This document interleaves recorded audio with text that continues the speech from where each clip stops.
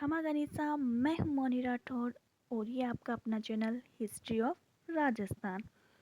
तो हम बात कर रहे थे राव शेखाजी के बारे में और ये थर्ड पार्ट है उसका। अब टॉपिक है हमारा घाटवा का युद्ध। राव शेखाजी को मुख्य रूप से घाटवा के युद्ध के लिए याद किया जाता है। यह युद्ध एक महिला के सम्मान के लिए लड़ा था। हुआ ऐसा कि राव शेखाजी के राज्य के राजपूत दंपति किसी दूसरे राज्य की सीमा से गुजरते हुए अपने परिवारजन से मिलने जा रहे थे। बीच में ही गौड़ राज्य पड़ता था। गौड़ राज्य में उस समय सड़क निर्माण का काम चल रहा था और जो भी यात्री वहां से गुजरता उससे दो धामी मिट्टी बालू के गिरवा लिए जाते थे और उस राजपूत दंपति को वहीं रोक लिया गया जहां सड़क निर्माण का काम चल रहा था। उस राजपूत जवान ने भी मिट्टी डालने की बात पर कोई भी शर्म महसूस नहीं की, क्योंकि यह तो समाज कल्याण और समाज की सुविधा का कार्य था। गौड़ सरदार ने मर्यादा तोड़ते हुए उस राजपूत महिला को भी दो परात मिट्टी डालने को कहा। राजपूत महिलाएं सड़क पर काम नहीं करती, तो राजपूत होकर गौड़ सरदार को इस मर्यादा का ख्याल रखना चाहिए था।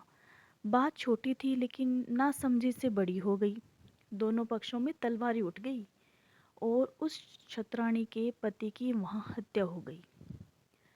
उस स्त्री ने गौड़ सरदार को चुनौती दी कि बाकी की बची हुई लड़ाई अब युद्ध में ही होगी, युद्ध भूमि में ही होगी।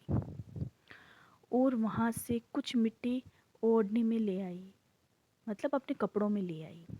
और महाराव शेखाजी को भी मिट्टी वाली पोटली खोल के कहा, या तो इसे पैरों में डाल दूं आप कहो तो, या आपके सर में। इसका मतलब था कि अगर आप मेरे सम्मान की रक्षा करो तो आपके पैरों में डाल दूं, और नहीं कर सकते तो सर में डाल दूं। लेकिन हमारे महाराव शेखाजी कुशल शासक थे और अगर उनके राज्य में ऐसा काम हो जाए कि उनके किसी भी स्त्री का सम्मान इस तरह से झिंझोड़ दिया जाए, ये शेखाजी को कहाँ बर्दाश्त था। महाराज शेखाजी ने उसी वक्त गौड़ सरदार कलराज गौड़ का सिर धड़ से अलग कर उसे अमृतसर के किले पर टांग दिया। आगे सुने हो क्या होता है। इस करते से आसपास के क्षेत्रों में शेखाजी का आतंक फैल गया।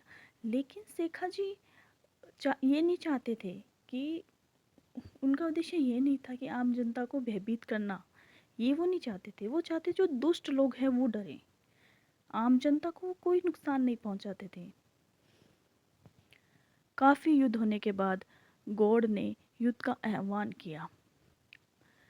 अब युद्ध का आह्वान सुनकर राजपूत अपने पग पीछे कैसे रख सकता था। गौड़ बुलाते घाट वे चढ़ आओ शेखा, लश्कर थारा मारना देखण का अभलेखा। ऐसा उन्होंने गौड़ ने भेजा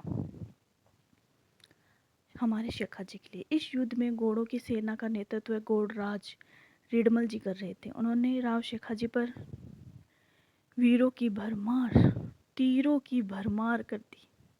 राव शेखाजी ने कई तीरों को विफल कर दिया, लेकिन एक तीर आकर सीधा उनकी छाती पर लगा। कुछ समय के लिए शेखाजी स्थिर हुए कि शत्रु सेना ने उन्हें तीर से छलनी कर दिया। शरीर की एक एक सिराओं से रक्त की धार बह निकली। इतने घायल होने के बाद में भी राव शेखाजी ने अपने शस्त्र नहीं रखे। रिडमल जी पर ऐसा प्रहार किया कि रिडमल जी की बड़ी मुश्किल से खुर बच पाए। घोड़ा बीच से कट गया।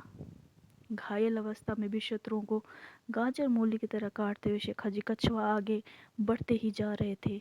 राव शेखाजी के तेंगे के जोर के आगे गौड़ सूर्यास्त से पहले ही भाग खड़े हुए। अपनी जान बचाते हुए वे घाटवा के मैदान की ओर बढ़े। यह उनकी योजना का ही हिस्सा था। गौड़ों ने घाटवा पर अपनी रिजर्व सेना छोड़ रखी थी।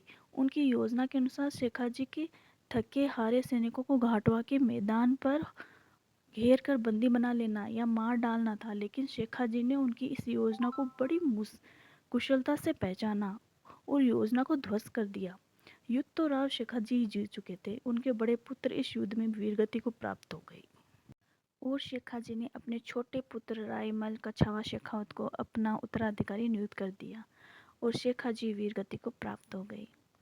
नारी के सम्मान की कहानी है ये, जो शेखाजी ने अपने खून से लिखी और इसीलिए उनको शेखावटी शेखावतों का जनक कहा जाता है।